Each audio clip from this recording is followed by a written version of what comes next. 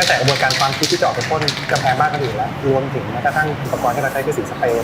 มันไม่ได้เป็นสิ่งที่ถูกมองว่าไอ้นี่คือศิลปะมันค่อนข้างเป็นแง่ลบแต่ต้นปัจจุบันเนี้ยกราฟฟิตี้หรือสตรีทอาร์ตเองเนี่ยก็ได้ถูกยกขึ้นมาเป็นที่ยอมรับมากขึ้นกว่าเมื่อก่อน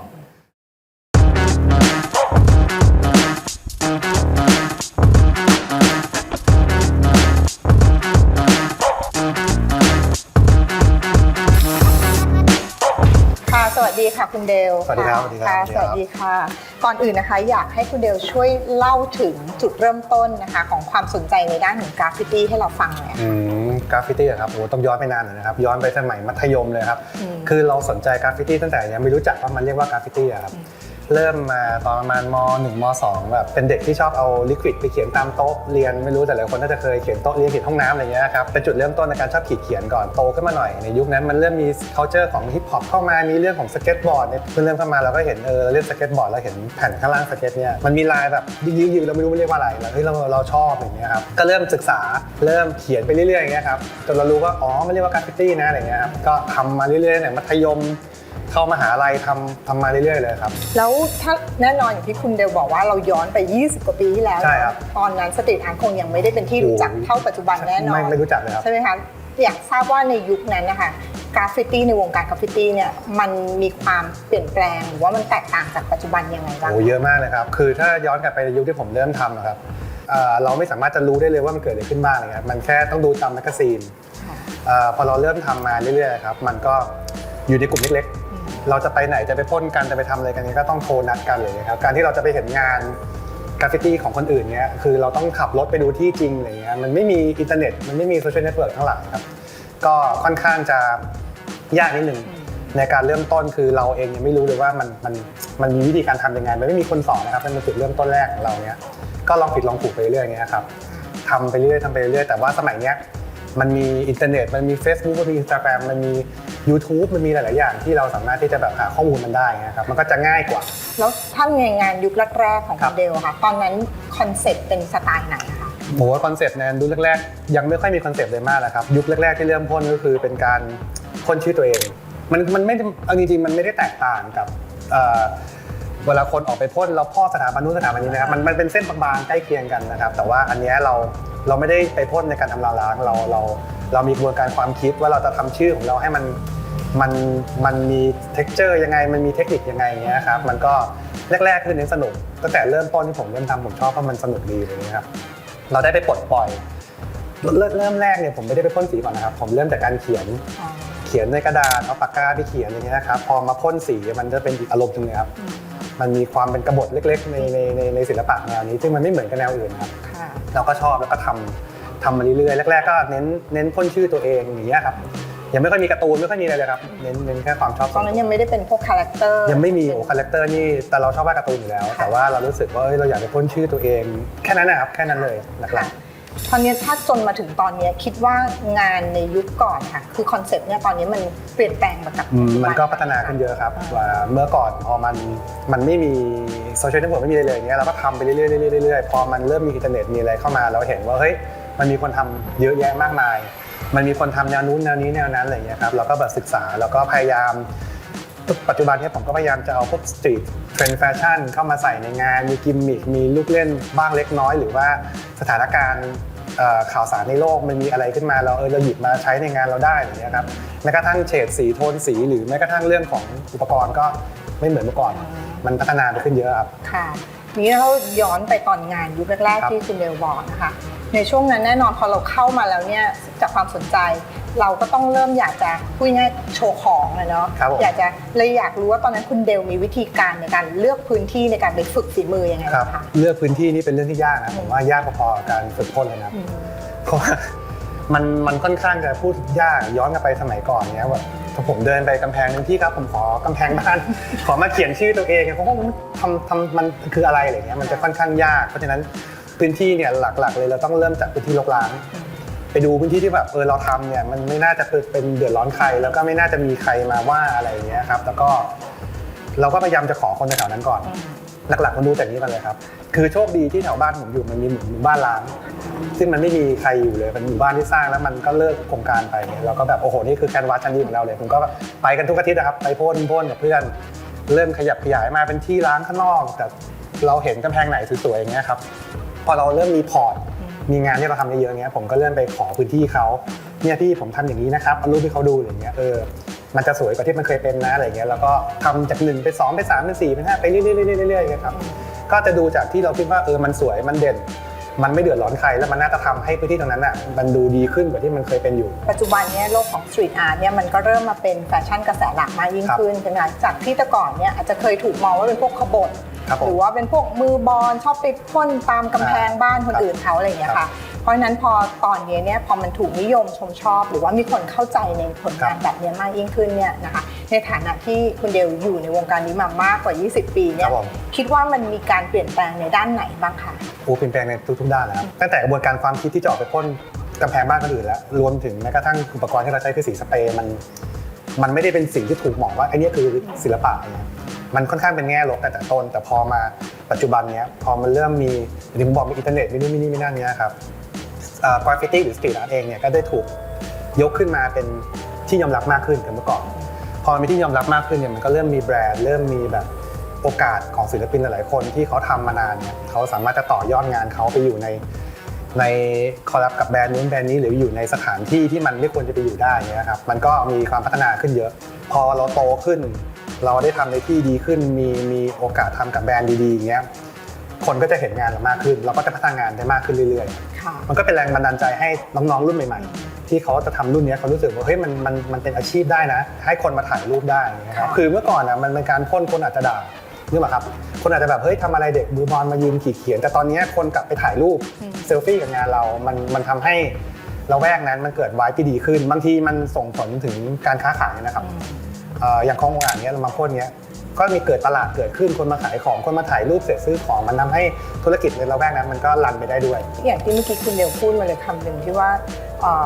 แต่ก่อนคนอาจจะไม่ได้มองว่ากราฟฟิตี้คืออาร์ตยังไม่ถูกยอมรับถึงเขาอาจจะมีการตั้งคำถามใช่ไหมคะเพราะนั้นแต่ตอนนี้ทุกวันนี้มันถูกยอมรับในวงกว้างมากยิ่งขึ้นเนาะไม่ว่าจะเป็นในพวกกลุ่มนักสะสมงานศิลปะหรือว่าตามพิพิธภัณฑ์ศิลปะต่างๆเนาะเลยอยากให้คุณเดลช่วยแชร์นิดนึงอะค่ะว่าคิดว่าณวันนี้มันยังมีเส้นแบ่งระหว่างไฟน์อาร์ตกับกราฟฟิตี้อยู่ไหมคะจริงๆผมว่ามันก็ยังมีนะครับผมว่ากราฟฟิตี้ต่อให้มันถึงปัจจุบันนี้มันยังเข้าไปอยู่ในเปิดกว้างมากขึ้นไปอยู่ในแกลเลอรี่ไปอยู่ในนักสะสมคอลเลกเตอร์หรือว่าอยู่ในแบรนด์ต่างๆหยิบอาร์ติสต์ขึ้นมาเนี่ยแต่ว่าความเป็นกราฟฟิตี้อย่างที่ผมบอกจุดเริ่มต้นมันไม่ได้สวยหรูขนาดนั้นคนที่พ่นกราฟก็ยังคงที่จะออกไปพ่นงานข้างทางอยู่เหมือนเดิมแต่ว่าไฟน์อาร์ตมันก็คือเป็นพิวอาร์ตมันเป็นศิลปะจริงๆครับที่คนยอมรับถามว่ามันมีเส้นแบ่งกันยังไงผมว่ามันขึ้นอยู่กับอาร์ติสต์แต่ละคนด้วยครับไม่ใช่ว่ากราฟฟิตี้ทุกคนอาร์ติสต์จะต้องการอยู่ข้างหน้าบางคนก็ยังคงอยากให้ตัวเองสนุกกับเหมือนแบทแมนนะครับสนุกกับเรื่องกลางคืนออกไปบอมบิ้งกลางคืนในโทอาร์ตซึ่งมันเป็น culture ของกราฟฟิตี้มันก็ยังแยกกันอยู่แต่ว่ามันรวมกันได้แล้วผมเชื่อว่าพื้นฐานคนพ่นกราฟเกือบ 100% ก็ต้องชอบศิลปะมาก่อนแล้วงั้นไหนเราก็พูดถึงเรื่องการเริ่มมาคอลแลบหรือว่าทำงานร่วมกับแบรนด์หรือว่าร้านค้าหรืออย่างบางทีเขาอาจจะว่าจ้างให้เราเนี่ยไปพ่นตามสถานที่ที่เขากำหนดเนี่ยนะคะทีนี้ในฐานะที่คุณเดลเองก็คาดว่าก็คือทำทั้ง2บทบาทคือหมายถึงว่าเป็นทั้งแบบอิสระอยากจะไปพ่นตามไหนก็ได้หรือว่าทำงานตามโจทย์ที่ลูกค้าให้มาอยากให้คุณเดลช่วยแชร์มุมมองเกี่ยวกับบทบาททั้ง2แบบค่ะมันมีความท้าทายต่างกันไอ้การที่เราออกไปพ่นตามความชอบของเรามันเป็นการหล่อเลี้ยงจิตใจเราแบบมันเลี้ยงแบบจิตวิญญาณเรานี่คือสิ่งที่เราชอบทุกครั้งที่เราออกไปพ่นชื่อตัวเองเราไปพ่นที่ข้างทางจะได้มีใครจ้างเนี่ยมันจะรู้สึกภาคภูมิใจคือสีก็สีเราหาที่เองจะเจอใครด่าใครว่าก็รับผิดชอบเองนี่แหละครับมันก็เป็นความชอบส่วนตัวแต่พอเราทำร่วมกับแบรนด์เรื่องกับโจทย์หรือเรื่องกับไม่ว่าจะเป็นห้างร้านผับบาร์หรือร้านอาหารที่เราจ้างเราไปทำอย่างเงี้ยมันคือเอาความชอบเอาสกิลที่เรามีไปทำตอบโจทย์ของลูกค้าที่จ้างเราพอมันมีบัดเจ็ตเข้ามาเกี่ยวข้องเราต้องทำตามโจทย์เขาให้ถูกต้องมีการวางแผนส่งสเก็ตมันจะเป็นเรื่องของอาชีพมากขึ้นมันจะเป็นความโปรเฟชชั่นอลมากขึ้นการที่เราไปพ่นโจทย์ลูกค้าทำให้เราได้เดินทางไปที่อื่นไปจังหวัดนู้นไปจังหวัดนี้ไปต่างประเทศก็มีนะครับเขาจ้างไปทำเนี่ยเราก็รู้สึกว่าเฮ้ยมันต่อยอดได้เคยไปทำพ่นเสร็จแล้วแมปปิ้งเป็นไฟเข้าไปซึ่ง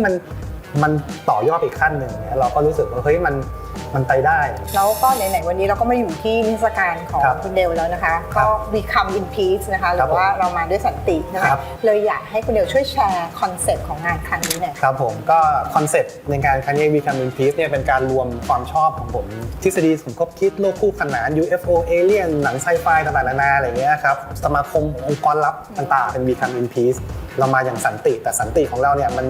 แทรกไปด้วยความแบบกวนๆนิดหน่อยในคาแรคเตอร์มีเรื่องของแบบเด็กใส่หน้ากากสเปรย์แบบมีแบรนดิ้งมีอะไรอย่างเงี้ยซึ่งมันจะคอนทราสต์กันอยู่ในชิ้นงานเนี้ยครับเราก็เลยรู้สึกว่าBecome in Peace มาเห็นแล้วแบบผมไม่ได้ทำงานให้มันเข้าใจยากมากคือเห็นแล้วก็สวยดีแค่นั้นนะครับสวยดีมีกิมมิคมีความกวนๆนิดๆในคาแรคเตอร์อะไรอย่างเงี้ยก็เลยออกมาเป็นคอลเลคชันนี้แหละครับแล้วทีนี้ถ้าจากผลงานที่บอกโลดแล่นด้วยประสบการณ์มามากกว่า20 ปีนะคะคิดว่ามีผลงานอันไหนที่เราประทับใจมากที่สุดหรือว่ามันมีความท้าทายมากที่สุดที่เราไม่มีวันลืมเลยค่ะก็มีจริงๆก็ชอบทุกชิ้นนะครับชอบในทุกๆผลงานนะเพราะว่าผมทุกๆผลงานมันก็เป็นความชอบของเราถ้างานที่ชอบก็พวกงานที่เราขึ้นพวกตามเครนตามแบบนั่งร้านหรือเครนใหญ่ๆที่เป็นแบบตึก 4-5 ชั้นนี้เราก็จะรู้สึกว่าเฮ้ยมันท้าทายมันทุกๆครั้งที่ทำเราจะรู้สึกว่ามันจะออกมาเป็นยังไงเราก็ยังไม่รู้นะว่ามันจะจบออกมาแล้วมันจะเป็นเหมือนที่เราคิดหรือเปล่าแต่ทุกครั้งมันก็จบมาได้ดีอย่างงานที่เราทำตรงแถวนี้ตรงของTBSก็ชอบตรงอันนี้ก็ชอบนะครับงานใหญ่ๆส่วนมากก็จะชอบส่วนงาน exhibition ก็ชอบทุกชิ้นนะครับเพราะว่างานคลาสสูตรที่ผมทำเนี้ยทุกชิ้นก็จะมีชิ้นเดียวผมวาดรูปนี้คือเราไม่ได้มีคาแรคเตอร์ตายตัวหรืออะไรที่เป็นกิมมิคเราวาดไปเรื่อยตามความสนุกเพราะฉะนั้นทุกชิ้นที่ผมวาดก็จะมีแค่ชิ้นเดียวคือทำชิ้นนี้แล้วผมก็ไม่ทำแล้วเลยอาจจะเปลี่ยนไปเรื่อยๆอย่างเงี้ยครับว่าคุณถ้าเกิดจาก exhibition นี้ถ้าเกิดให้คุณเดลลองอธิบายหรือยกขึ้นมาสักชิ้นหนึ่งได้ไหมคะได้ครับจริงๆก็คือชอบทุกชิ้นนะครับ exhibition นี้มันเป็นการทำพาสบูดไดคัตถ้าคนตามงานผมจะเล่นถึงหลังๆช่วง 2-3 ปีหลังนี้ผมจะทำอย่างนี้เยอะ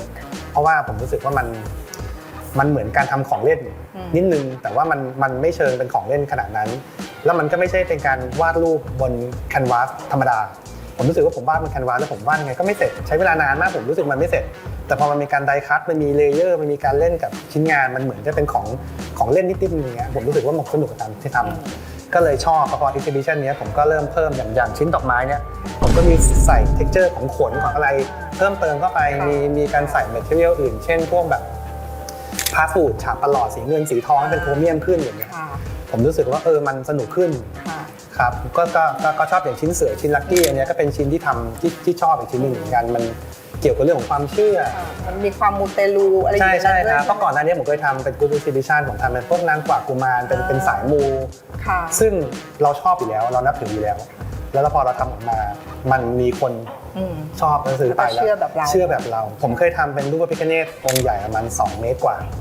เป็นในห้างหนึ่งเขาจ้างไปทำใช่ไหมครับพอผมทำเสร็จปุ๊บเราชอบเราทำสวยเป็นพระพิฆเนศสไตล์ผมเนี่ยเสร็จแล้วมันมีแม่บ้านที่อยู่ในนั้นเขาคงมาไหว้มาขอพรแล้วเขาถูกหวยจริงๆเขาถูกหวยจริงๆซึ่งมันไม่ได้เกี่ยวกับงานผมหรอกแต่เขาถูกหวยด้วยตัวเขาเองผมคิดว่ามันเป็นโชคที่เขาจะได้อยู่แล้ว2 งวดนะครับ2 คนแล้วตอนนี้พระพิฆเนศที่ผมทำไดคัตอันนั้นน่ะก็มีคนเอาพวงมาลัยน้ำแดงมาถวายจริงๆเจ้าของห้างก็ส่งมาเนี่ยมีคนมาถวายโอเคดีครับผมรู้สึกว่าเฮ้ยแค่งานที่เราชอบแบบพาสบูดมันส่งผลต่อคนอื่นนะมันทำให้รู้สึกว่าเขาแบบเกิดvibe positive พลังงานบวกเขาไปกราบไหว้แล้วเขารู้สึกว่าเขาได้จะมีโชคลาภซึ่งโชคไม่เกี่ยวกับงานผมหรอกผมว่ามันอยู่ที่ตัวเขาค่ะครับผมแล้วนี้ในฐานะที่เป็นศิลปินกราฟฟิตี้ซึ่งถือว่าเป็นอันดับต้นๆของเมืองไทยนะคะคุณเดลคิดว่าวันนี้คิดว่าเราประสบความสำเร็จแล้วหรือยังคะมันก็ยังไม่ถึงกับแบบผมคิดว่าเราประสบความสำเร็จในสิ่งที่มันควรจะต้องได้รับนะครับเพราะว่าเราทำมาเกือบ20 กว่าปีอย่างเงี้ยเราไม่เคยหยุดเลยเราทำมาตลอดแล้วเราก็พัฒนาตัวเองมาตลอดผมรู้สึกว่าโอกาสที่เราได้รับก็เป็นสิ่งที่สมควรที่เราจะได้รับแล้วเราก็ทำมันได้ดีทุกครั้งนะครับแต่ถามว่าประสบความสำเร็จหรือยังถึงขั้นสุดผมว่ายังนะครับมันยังไปได้อีกมันยังคงต้อง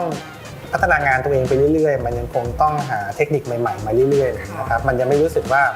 ถึงจุดที่เราแบบพอแล้วอะไรอย่างเงี้ยเรายังรู้สึกว่าไปได้เรื่อยๆนะครับยังสนุกกับการทำงานตั้งแต่วันแรกที่ทำเมื่อ20 ปีที่แล้วจนถึงวันนี้ยังรู้สึกสนุกกับมันอยู่งั้นเราเลยอยากรู้เลยค่ะว่าคิดว่าก้าวต่อไปของ Big Del จะเป็นยังไงคะ โอ้โหก้าวต่อไปของผมนะครับก็คงทำไอ้กราฟฟิตี้เนี่ยการพ่นชื่อตัวเองเนี่ยคงทำอยู่ตลอดจนถึงวันที่เราทำไม่ไหวแล้วเรื่องร่างกายหรือสังขารอะไรเงี้ยครับแล้วคงยังทำเรื่อยๆส่วนงานที่เป็นงานที่เราจะทำสร้างสรรค์ออกมาเพื่อกับแบรนด์หรือกับคอลเลกเตอร์ต่างๆเนี่ยผมคิดว่าเราคงจะพัฒนาไปอีกมันยังมีอีกหลายอย่างนะครับที่ผมจะไม่ได้ทำมันจะมีเป็นเรื่องของเฟอร์นิเจอร์ที่ยังไม่เคยได้ทำเรื่องของทอยอาร์ตทอยเรื่องของ